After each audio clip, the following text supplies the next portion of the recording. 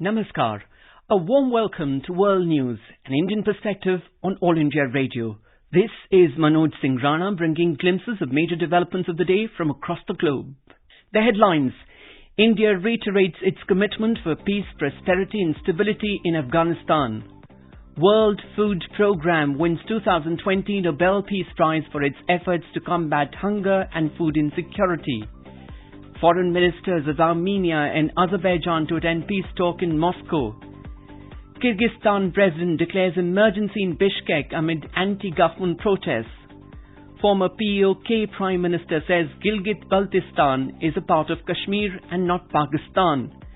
And in tennis, Rafael Nadal storms into the finals of French Open.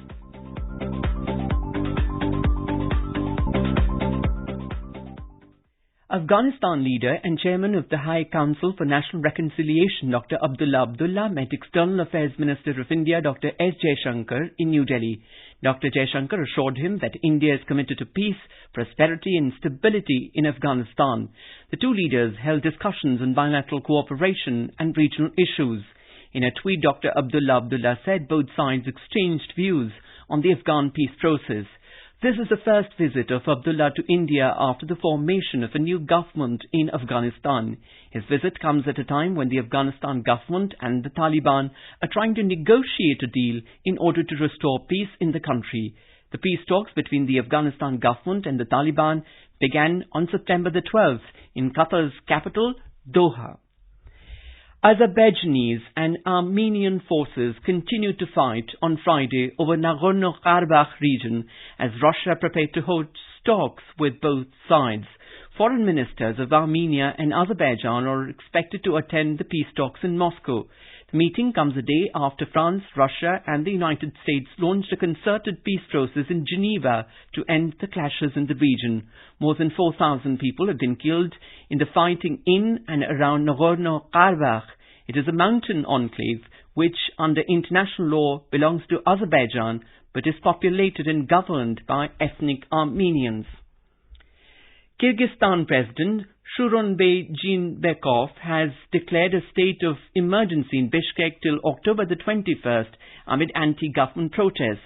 The spokesperson for the presidential office said that the decision was made to protect citizens' life, health and safety and promote stabilization of the social and political situation. Earlier, the president had informed that he was ready to resign over a new cabinet once a new cabinet was appointed. The country has seen a power vacuum with the opposition groups quarrelling among themselves. They have seized government buildings and forced the cancellation of parliamentary election results. India has said that the non-aligned movement never was and never can be a platform for pursuits aimed at undermining territorial integrity of a state by another state. Minister of State for External Affairs V. Muralidharan made this statement at a virtual ministerial meeting of the non-aligned movement on sidelines of the 75th UN General Assembly.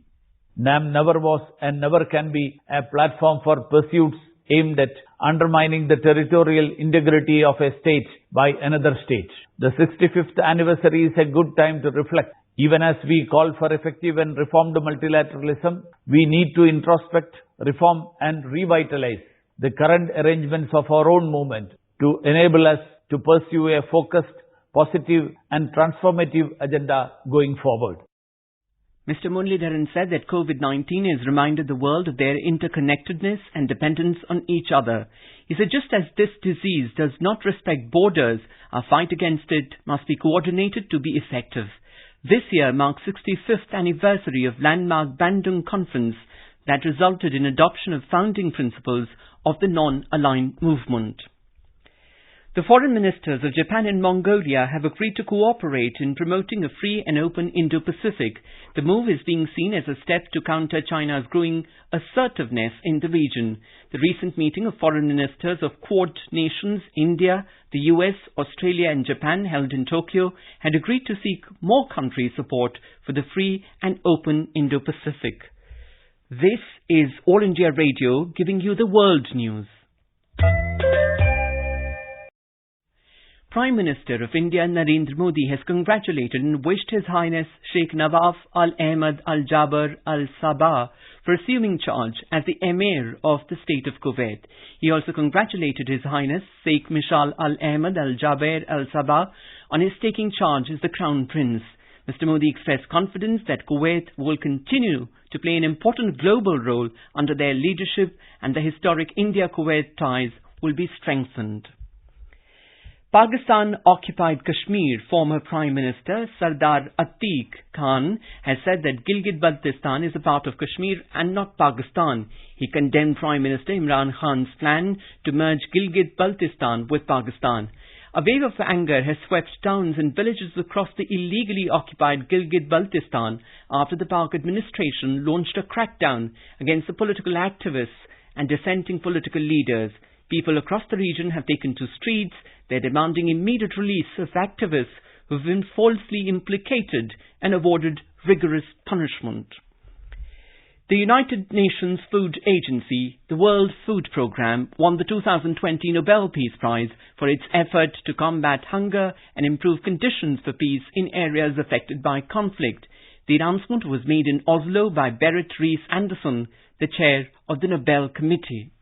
The Norwegian Nobel Committee has decided to award the Nobel Peace Prize for 2020 to the World Food Programme for its efforts to combat hunger, for its contribution to bettering conditions for peace in conflict-affected areas, and for acting as a driving force in efforts to prevent the use of hunger as a weapon of war and conflict.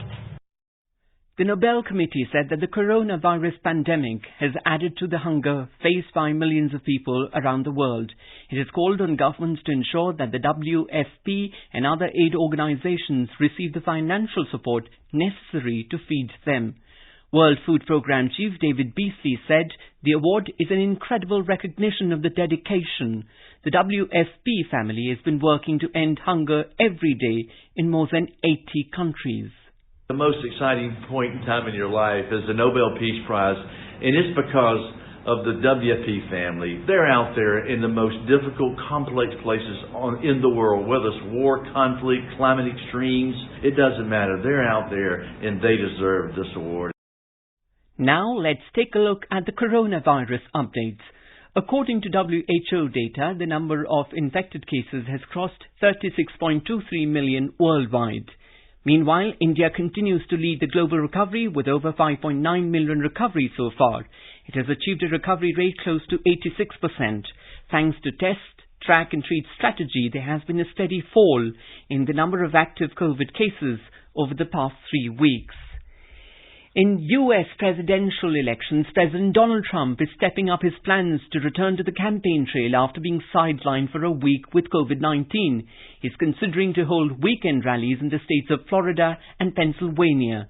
Earlier, Mr. Trump pulled out of an October 15 debate with Democratic rival Joe Biden, blasting the debate commission's decision to make it a virtual event. Moving on to sports, in tennis, world number 2 Rafael Nadal has entered the finals of French Open. He defeated D. Schwartzman in 6-3, 6-3, 7-6 in straight sets a short while ago at Roland Garros in Paris.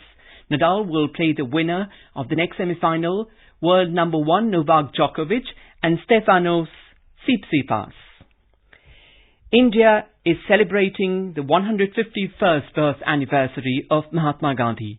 Before we end, let us listen to Vaishnav Jan by artists from Vietnam.